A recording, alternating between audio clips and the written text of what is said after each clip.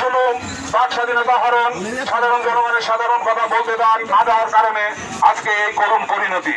এই সরকারকে দেশ থেকে পালাতে বাধ্য করেছে যুব সমাজ এবং ছাত্র সমাজ।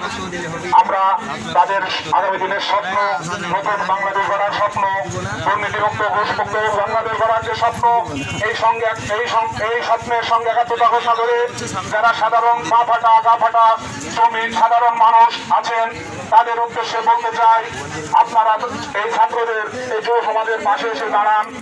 আগামী দিনে আপনাদের সন্তানের ভবিষ্যৎ চিন্তা করে, ছোট সন্তানদের করার চিন্তা করে নতুন বাংলাদেশ গড়ার লক্ষ্যে আমাদের সাথে একাত্মতা ঘোষণা করেন। আমরা নতুন বাংলাদেশ গড়ার জন্য আগামীতে এগিয়ে যাব।